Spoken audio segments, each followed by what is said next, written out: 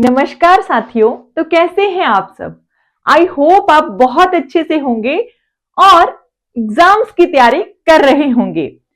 तो किसी भी एग्जाम को क्लियर करने के लिए उसकी तैयारी बहुत पहले से ही शुरू करनी पड़ती है। अगर आप सोचोगे कि मैं पेपर आने के 10 दिन पहले से ही तैयारी शुरू करूंगा तो ऐसे में पेपर को पास करना बहुत ही टफ हो जाता है। इसलिए मैं आपके लिए लेके आई हूं एक नई सीरीज जिसमें मैं आपको एचपी टैट से रिलेटेड मैक्सिमम क्वेश्चन जो है इस सीरीज में पढ़ाने वाली हूं। और इस सीरीज को मैंने नाम दिया है ऑल अबाउट टीजीटी आर्ट्स, क्योंकि इस सीरीज में हम पढ़ने वाले हैं टीजीटी आर्ट्स में जो भी सिलेबस आता है उससे रिलेटेड मैक्सिमम क्वेश्चंस मैं आपके लिए लेके आऊंगी। तो ये है हमारे जून 2025 एग्जाम्स की तैयारी।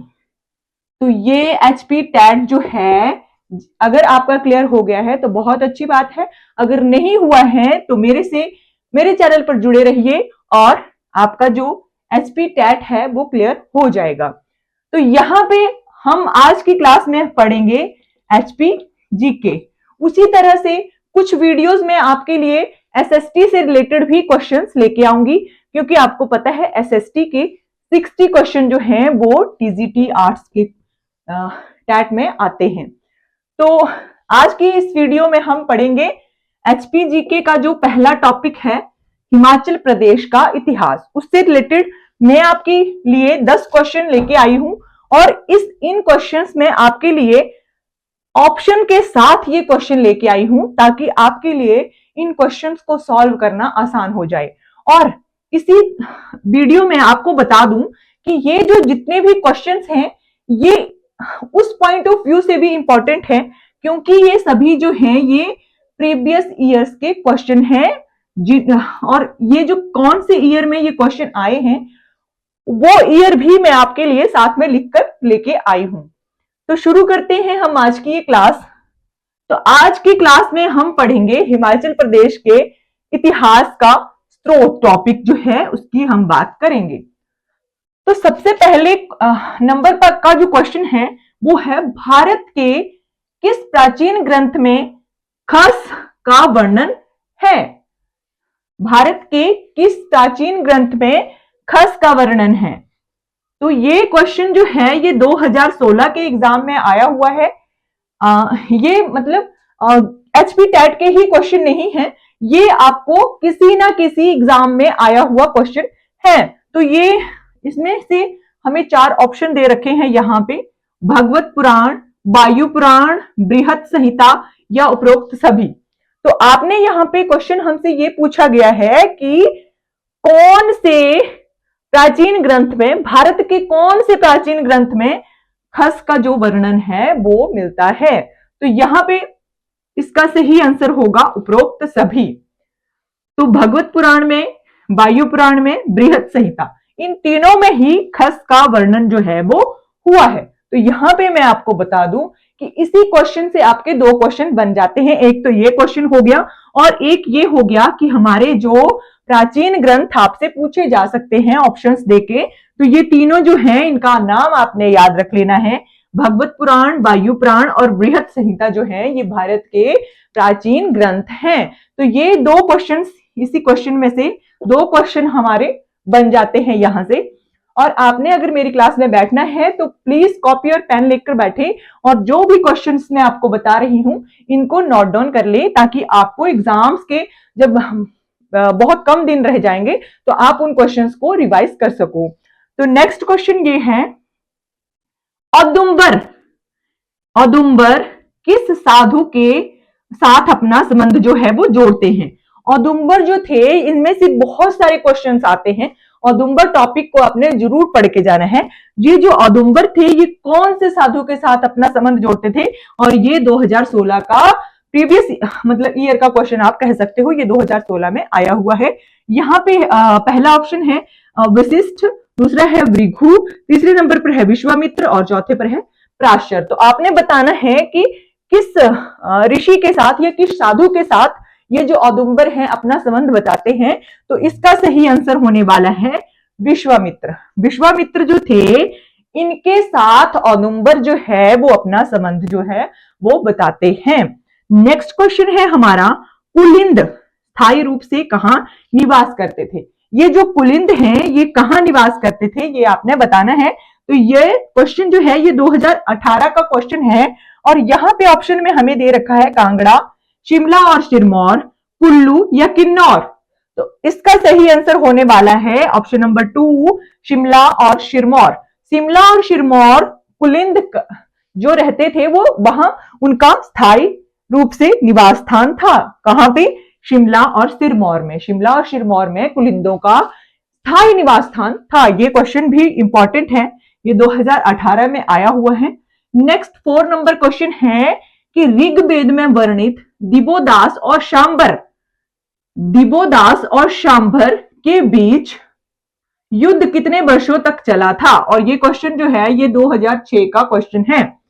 तो ये जो दिवोदास और शांभर हैं ये इतिहास का सबसे मेन या सबसे इंपॉर्टेंट क्वेश्चन आप कह सकते हो, क्योंकि ये बहुत बार एग्जाम्स में आया हुआ है। तो ये जो युद्ध था ये इसमें जो हमारा सबसे प्राचीन जो वेद है उसमें कौन सा वेद है हमारा सबसे प्राचीन? एक क्वेश्चन बन गया यहां से। हमारा सबसे प्राचीन वेद जो है वो है ऋग्वेद। आपको पता है 4 वेद हैं, तो चारों वेदों में सबसे प्राचीन है ऋग्वेद। ऋग्वेद में दिवोदास और शांभर दोनों के युद्ध का वर्णन हुआ है। ये क्वेश्चन भी आपसे पूछा जा सकता है कि ऋग्वेद में कौन से 2 राजाओं के बीच का युद्ध का वर्णन है? तो दिवोदास और शांभर के बीच के युद्ध का वर्णन है। और हमसे पूछा गया है कि ये युद्ध जो है वो कितने वर्षों तक चला था?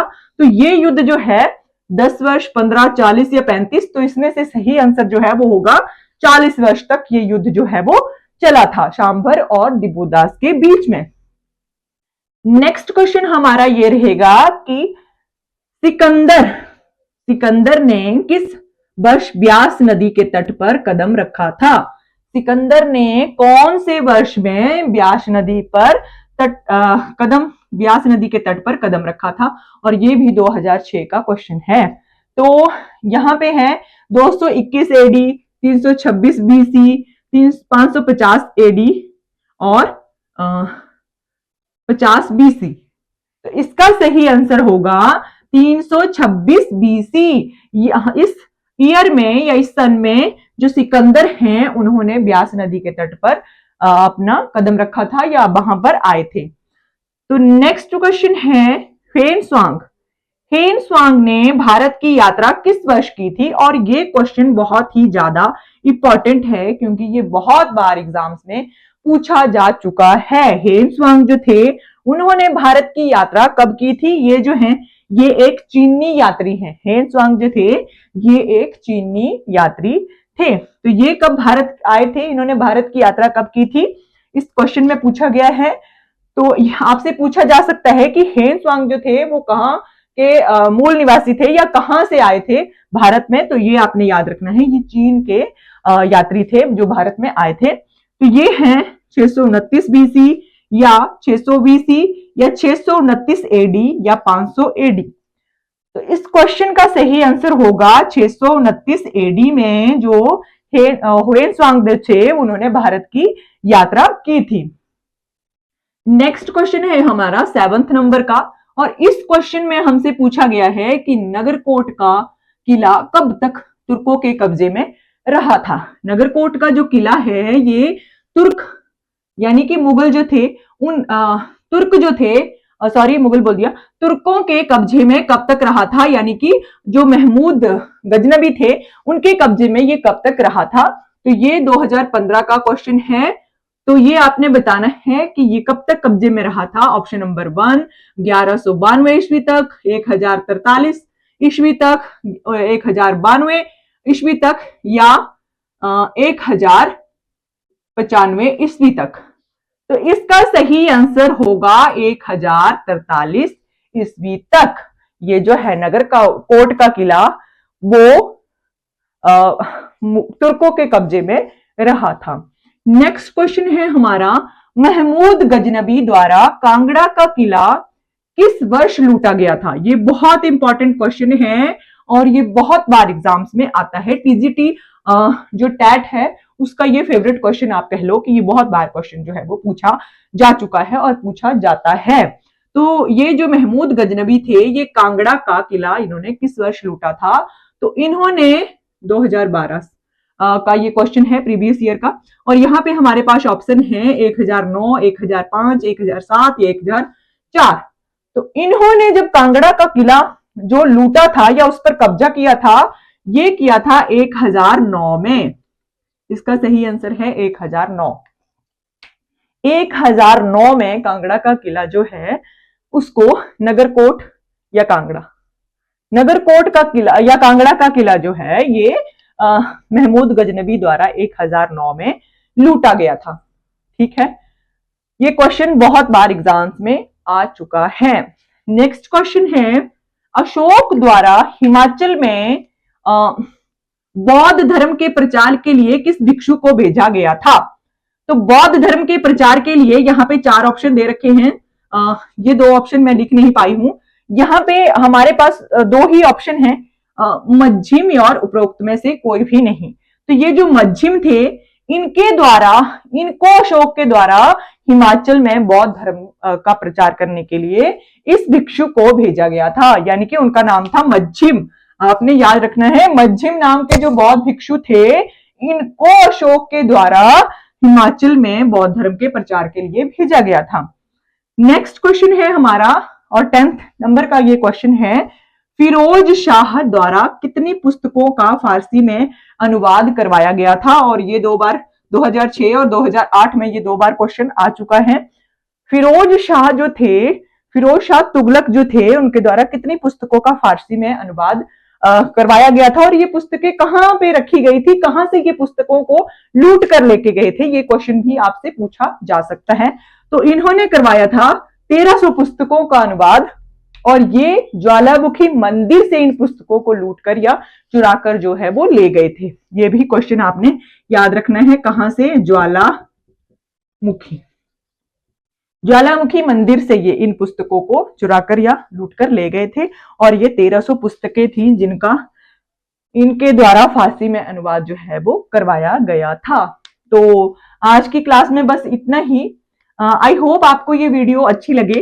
अगर आपको ये वीडियो अच्छी लगती है और इसी तरह से ऑप्शंस के साथ अगर आप क्वेश्चंस को पढ़ना चाहते हैं तो आप मेरे वीडियो पर कमेंट कर सकते हो। मैं आपके लिए इससे भी ज्यादा अच्छी वीडियोस या इससे भी ज्यादा अच्छी क्लासेस जो हैं वो लाने की कोशिश करूंगी। अगर आपको एसएसटी का वीडियोस चाहिए, एसएसटी टॉप जो है उससे रिलेटेड क्वेश्चन इसी प्रकार से चाहिए, तो आप मेरे को तब भी कमेंट करके बता सकते हो। अगर आप मेरे चैनल पर नए आए हैं तो प्लीज चैनल को सब्सक्राइब जरूर कर लें।